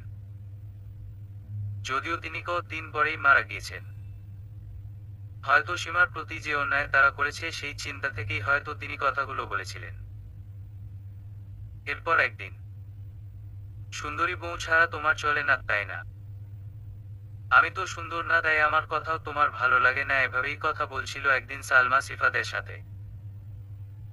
কি যে বলো, তুমি তো আমার কলিজা ঠান্ডা করেছো সন্তান উপহার দিয়ে। সীমা কি পেরেছে এত বছরে আমার কলিজা ঠান্ডা করতে? পারেনি। ওর রূপ ধুয়ে কি আমি পানি খাবো? ওইসব রূপ দিয়ে জীবন চলে না। সিফাত বিনা সংকোচে কথাগুলো বলতে লাগলো। সবগুলো কথা সীমা খুব পরিষ্কার ভাবে শুনল। নিজেকে শক্ত করলো, আর না, এবার আমাকে এই মোহজাল থেকে বেরিয়ে যেতে হবে। সীমার বোনেরও বিয়ে হয়ে গিয়েছে, এখন ওর নিজের বাড়িতে যেতে সমস্যা নেই। সীমার আব্বাও মেয়ের কষ্ট সহ্য করতে পারছে না, তাই তিনিও তাই চাচ্ছেন। সীমা তার জিনিসপত্র সব গুছিয়ে নিল, সায়রা বানুকে বলল, মা আমি চলে যাচ্ছি সারা জীবনের জন্য। আর হয়তো আপনাদের সাথে দেখা হবে না। কি বলো, কেন যাবে? কি হলো আবার তোমাদের মধ্যে? না মা, নতুন করে কিছু আর হবার নেই, তাই তো চলে যাচ্ছি। আচ্ছা, যাবেই যদি যাও, তবে এই সিদ্ধান্তটা তোমার আরো আগে নেওয়া উচিত ছিল। সীমার ঠোঁটে বিদ্রুপ বাঁকা হাসি, তাই বুঝি? আসলে আপনাদের মতো আর হতে পারলাম কই। সীমা সায়রা বানুর রুম থেকে বের হয়ে গেল। সিফাত, আমি তোমাকে আর তোমার সংসারকে ছেড়ে সারা জীবনের জন্য চলে যাচ্ছি, দোয়া করো যাতে এই মুখ তোমাদের আর না দেখাতে হয়। তুমি আর কোথায় যাবে? ঠিকই ফিরে আসবে আমার এখানে, তোমার তো আসতেই হবে। জিদ লাগছে চলে যাচ্ছ, আবার জিদ শেষ হলে ফিরে আসবে, তোমার আর যাওয়ার জায়গা কোথায়? সিফাত ব্যঙ্গ করে কথাগুলো সীমাকে বলল। সীমার শরীরে জ্বালা করে উঠল। আমার জায়গা নেই যাওয়ার। আর কে বলল তোমার এখানে ফিরে আসবো? আমার বাবার বাড়ির দরজা আমার জন্য সারা জীবন খোলা আছে, ভাগ্যে থাকলে পৃথিবীতে ভালো রাখার মতো মানুষও খুঁজে পাওয়া যাবে। কোনোদিন তোমার এখানে আসার প্রয়োজন হবে না, আমি কখনোই আসবো না। তোমাকে কে আর নিবে? কয়দিন মজা করে ছেড়ে দিবে। কথাটি শুনে সীমার ঘৃণা হতে লাগলো সিফাতকে দেখে। ভেবেছিলাম তোমাকে ক্ষমা করে দিব, কিন্তু তুমি তো ক্ষমার অযোগ্য। সীমা নিজের ব্যাগটা নিয়ে সোজা বের হয়ে গেল। সিফাতের সব কিছুই ও বাড়িতেই রেখে আসলো। সিফাত সীমাকে বিদায় পর্যন্ত দিতে নামলো না নিচে। সালমা আনন্দে মনে মনে হাসতে লাগলো। এতদিনে তার মনের আশা পূর্ণ হয়েছে। সীমা চলে আসার পর একদিনও সিফাত ফোন দেয়নি, কোনে খোঁজও রাখেনি।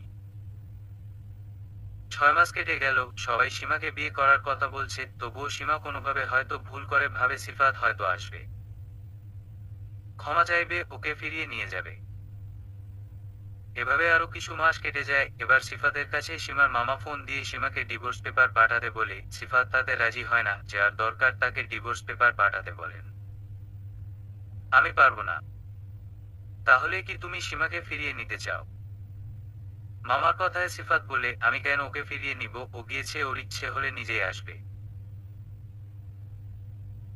একথা শুনে সীমার মামা বলল, আমরা সীমাকে বিয়ে দিব, খুব শীঘ্রই ডিভোর্স পেপার পেয়ে যাবে। সীমাও মনে মনে অটল আর নয়, এখন নিজেকে ভালো রাখার সময় এসেছে। খুব তাড়াতাড়ি ডিভোর্স পেপারে সাইন করে পাঠিয়ে দিল সিফাতের ঠিকানায়। সীমার মনে হলো এককালের ঘটে যাওয়া কোনো যুদ্ধক্ষেত্র থেকে নিজেকে বিজয়ের মুকুটে ফিরে পেয়েছে। নিজের জীবনের এতগুলো বছর নষ্ট করার জন্য খুব অনুতপ্ত হলো। মাঝে মাঝে বিয়ের সম্বন্ধ আসে, তবে কোনোটাই সীমা ও তার পরিবারের মন মতো হয় না। ওরা মানা করে দেয়। বেশ কিছুদিন পর সীমার মামি এক পাত্রের খোঁজ দিল, সীমাকে ফোন নাম্বার দিল কথা বলতে। সীমার ফোন নাম্বারও সেই পাত্রের কাছে ছিল। শাহেদ সাহেব এক ছেলে ও এক মেয়ের বাবা, মধ্যবয়স্ক। তার স্ত্রী তাকে ছেড়ে চলে গিয়েছে। ছেলের বয়স যখন 6 আর মেয়ের বয়স 2, তখন সে অন্য ছেলের সাথে পরকীয়ায় আসক্ত হয়ে সংসার ত্যাগ করে। আর কখনো আসেনি, কারণ সে এখন অন্য পুরুষের ঘর করছে। শুধুমাত্র সন্তানদের কথা চিন্তা করে শাহেদ সাহেব আবার বিয়ে করতে যাচ্ছে। বাসায় কেউ নেই তার সন্তানদের দেখার মতো। পৃথিবীতে কত রকম অদ্ভুত মানুষ দেখা যায়। নিজের সন্তানদের ছেড়ে যখন কোনো মা অন্য জায়গায় সুখ খোঁজে, তখন সিফাতের মতো মানুষদের খুব বেশি দোষ দেখি না। কারণ পাপীরা পাপ করবে, এটাই স্বাভাবিক। হোক সে মায়ের জাত আর পুরুষ জাত, ভুক্তভোগী কিন্তু সেই স্বার্থহীন মানুষগুলোই হয়। সীমার সাথে শাহেদ সাহেবের অনেক কথা হয়, দুজন দুজনার অতীত জীবন নিয়ে কথা বলে। সীমার বাচ্চা দুটোর প্রতি খুব মায়া হলো। এত কিছু জীবনে ঘটে গেল, শুধু সন্তান হয়নি বলে, আর এই মা এত বড় নিয়ামতকে পা দিয়ে ঠেলে ফেলে গেল। খুবই আফসোস সীমার, আর মনে মনে ভাবলো আমি ওদের মা হব। এক সময় দু পরিবারের সম্মতিতে সীমা আর শাহেদের বিয়ে সম্পন্ন হলো। সীমার আজ নতুন পথে যাত্রা শুরু হলো। সীমা আজ নিজের ঘর পেয়েছে, সাথে দুজন সন্তান। শাহেদের কোনো চাওয়া নেই সীমার কাছে, শুধু একটা চাওয়া ছাড়া। তুমি আমার সন্তানদের অনেক ভালো মা হবে। আমাদের ঘরে যদি কোনো সন্তান আসে, তুমি তারও অনেক ভালো মা হবে। আর আমি কথা দিচ্ছি, তোমার কাছে আমি অনেক ভালো স্বামী হব। শাহেদ চোখের পানি ছেড়ে দিল। ছেলে মেয়ে দুটো সীমাকে মা বলে ডাকে। সীমা এখন অনেক ব্যস্ত, স্বামী, সংসার আর সন্তানদের নিয়ে। যতবার ওরা মা ডাকে, সীমা ততবার ওদের বুকে আগলে রাখে। ওদের ভালোবাসায় কোনো মিথ্যে নেই, ছলনা নেই, যা আছে সবটুকুই প্রাণ। আর সীমা এখন খুব বেশি মা হয়ে উঠেছে। সীমার সীমানা এখন পুরো পৃথিবী জুড়ে, যার অস্তিত্ব এখন সীমাহীন, বিস্তৃত। সমাপ্ত। গল্পটা সত্য ঘটনা অবলম্বনে। সীমাকে ছদ্মনামকে যখনই ফোন দেই, তখনই সে তার সন্তানদের নিয়ে ব্যস্ত থাকে, আর সীমার স্বামী ব্যবসা আর বাসা ও বাচ্চা নিয়ে ব্যস্ত। সীমা জানে সে অনেক ভুল করেছে, অনেক বোকামিও করেছে, কিন্তু ওর সততা ওকে এখন ভালো রেখেছে। সন্তান দিয়েছে দুইজন। হ্যাঁ, ও ওর প্রাক্তন স্বামীকে এখনো সেভাবে মন থেকে ভুলতে পারেনি, আর তার একটাই কারণ, ওর ভালোবাসায় কোনো ছলনা ছিল না। এতগুলো বছর একসাথে থেকেছে, কত স্মৃতি আছে মনে পড়ার মতো। মানুষ তো একটা কুকুরকেও মনে রাখে। সীমাও এই গল্পটা পড়ছে, কারণ জানি সে এই গল্প পড়ে কষ্ট পেয়েছে, অতীতের কথা মনে করে কান্নাও করেছে। তবুও আমার মনে হয় তার মনটা এখন হালকা হয়েছে, হয়তো অতীতকে চিরতরে ঝেড়ে ফেলে দিয়ে নতুনকে আগলে রাখবে। অনেকবার সীমাকে আমি বিরক্ত করেছি তার জীবন কাহিনী শোনার জন্য। হয়তো আমার লেখার কোনো ভুল থাকতে পারে, তার জন্য সীমার কাছে ক্ষমা চেয়ে নিচ্ছি। ভালো থাকো, আজীবনেই কামনা করি। আপনারাও সীমার জন্য দোয়া করবেন। আল্লাহ হাফেজ। আসসালামু আলাইকুম।